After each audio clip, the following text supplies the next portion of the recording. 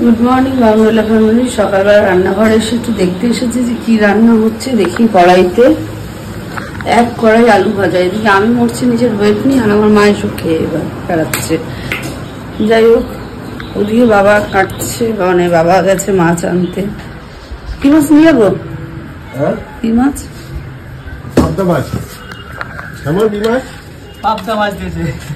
আবার একটা মুরগি করতে চলে এসছে পাবদা মাছ নিয়ে। বাজারের থেকে ঢের দাম বেশি নেয়। যাই হোক, এখন এইসব অত্যাচার নিয়ে এখন সারাদিনের নামে চললো। দেখি এখন করতে থাকি।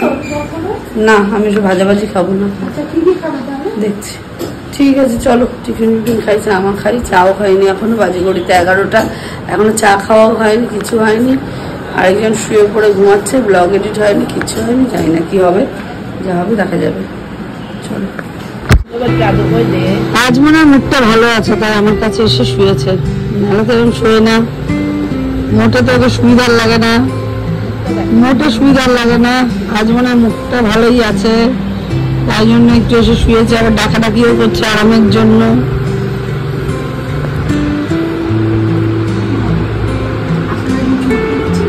হ্যাঁ, শুধু মায়ের মুডের উপর খেয়াল থাকে, মুডটা দেখে দেবে খেকা খেকা করে। মুডটা এই তো মুড ভালো আছে আজকে। আজকে মুড ভালো আছে, আজ মুড ভালো আছে। কি রে আবার ডাকে? আজকে কি তোমার মুড ভালো? এই যে আজকে কি তুমি ফ্রেশ ঘুমিয়েছো, সেই জন্য? ঘুমটু রান্নার পাট আমার নেই, আমার এখন রান্নার পাট থাকেই নাই। দিদি আসার পর থেকে দিদি করে, আর আগে যে দিদিটা করতো সেই দিদি রান্না করে।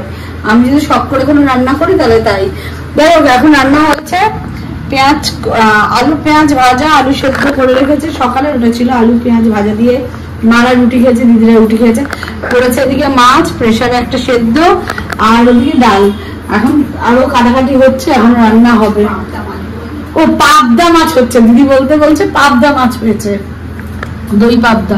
যাই হোক এইসব। আর আমার হচ্ছে কি জানো, দই শশা, দই শশা 71 পয়েন্ট কিছু কিছু কিছু মাথায় রাখতে হবে, এটা রেখে খাওয়া দাওয়া করতে হবে।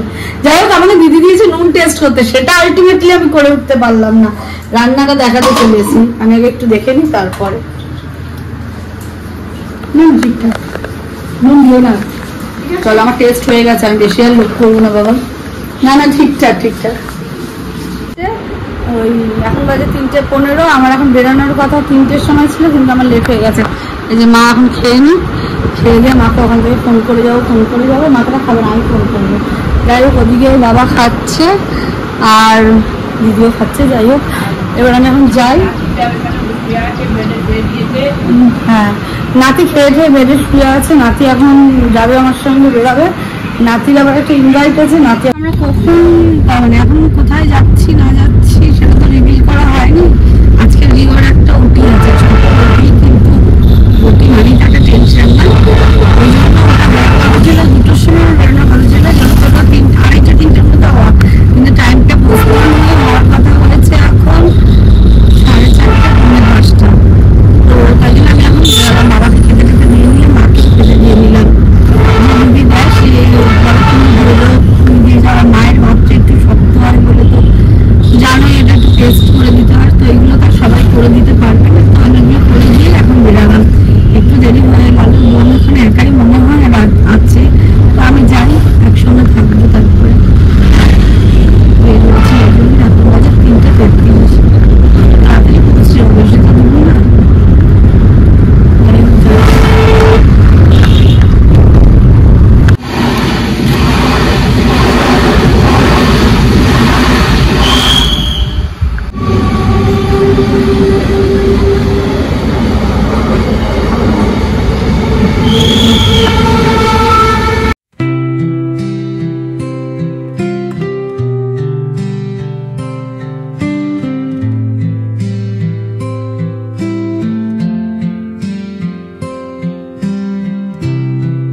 হয়ে গেছে, ওই জন্য ড্রেস করবে না।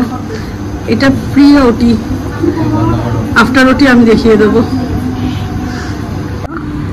আমরা মরছি টেনশনে, আর এরা দুজনে হ্যাঁ হি হি করে গল্প করে বেড়াচ্ছে, মানে এদের হয় না। আর এইটা তো আবার যাবে কোথায়?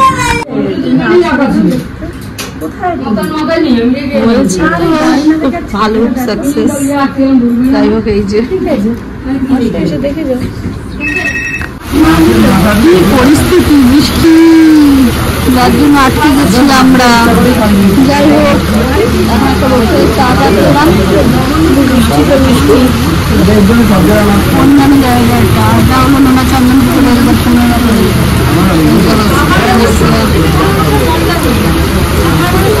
বাড়ি চলে এসেছিলাম। তারপর কয়েকজন এসেছিল দিদি, যে মাকে দেখতে, মায়ের সঙ্গে মানে মায়ের সঙ্গে কথাবার্তা বললাম, একসাথে বসে কথাবার্তা বলছিলাম বলে একটু দেরি হয়ে গেল। যে আগে থেকেই করা ছিল, যখন গুল্লুকে নিয়ে বাড়ি আসি তখনই ভেবেছিলাম একটু ঘুরবো, মানে বৃষ্টি যেহেতু হয়েছে তাই একটু ঘুরতে যাবো। এখন যাচ্ছি একটু ডায়েটের দিকে, জানি না কোথায় যাবো বা কি খাবো না খাবো, যেহেতু ডায়েটে আছে।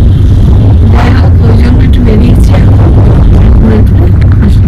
শ্যামাগড় উপর দিয়ে যাচ্ছি, তেল ভরাতে হয় বলে ওখানে তেল ভরাতে ভুলে গেছিলাম, বাড়ির সামনে যেটা রয়েছে। তাই হাই রোড দিয়ে তেলটা ভরিয়ে নিয়ে একেবারে যাবো।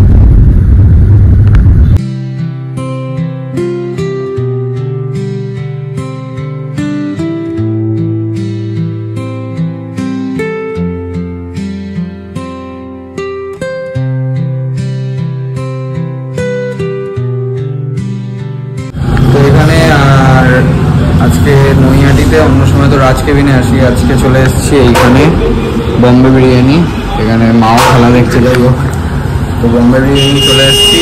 আর এখানে নিলাম হচ্ছে একটা আলু বিরিয়ানি,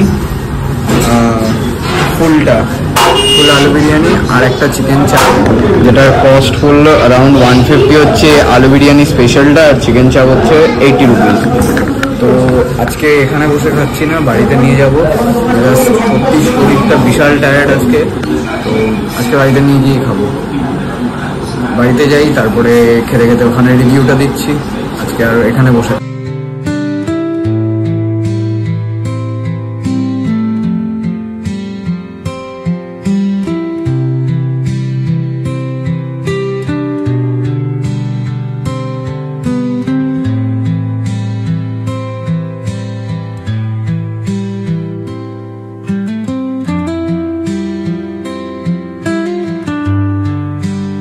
যাই হোক। এখন বম্বে বিরিয়ানি থেকে তো নিয়ে নিলাম বিরিয়ানিটা, ওই একটা ফুল আলু আর চিকেন চাপ। কন্টেনারটা দেখে আমি অবাক হয়ে গেছি, ওটা কেন আমি বাড়ি গিয়ে দেখাবো। আর এখন মোটামুটি আমরা শ্যামনগরে আছি, গেটটা খোলা ছিল বলে বেরিয়েও গেছি একবারে। আর এরপরে গেটটা পড়লে তো অবভিয়াসলি, যেটা অন্য সময় দেখো যে একদম ট্রাকের লাইন হয়ে যায় বিশাল বড়, ওই সাইড দিয়েও আসে, আমাদের দিক দিয়েও যায়। যাই হোক, এখন মোটামুটি ফাঁকা রাস্তা এরকম কিছুটা। বাড়ি যাবো, বাড়ি গিয়ে একটু রিওকে দেখতে যাবো, বিকজ হসপিটালে আসার মানে ওকে বাড়ি নিয়ে আসার পরে আর যাওয়া হয়নি, আমি বাড়িতেই ছিলাম।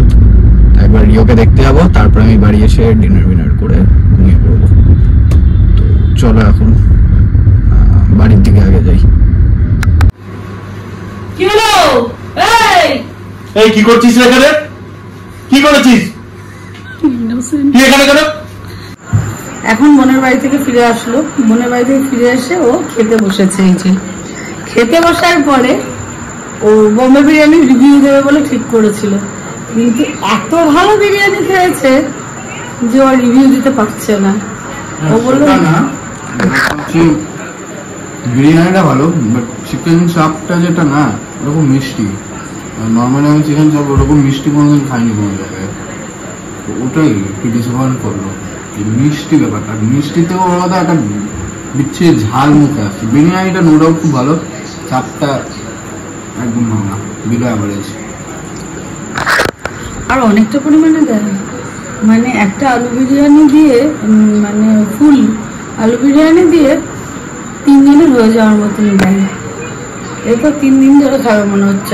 আজকে রাত্রি, কাল সকাল, পরশু মানে কালকে বিকাল আমি একবার কিনে দেবো, 2-3 বার খাবে। যাই হোক, এখন অনেক রাত্রি হয়ে গেছে, ব্লগটা আর বেশি বড় করার দরকারও নেই।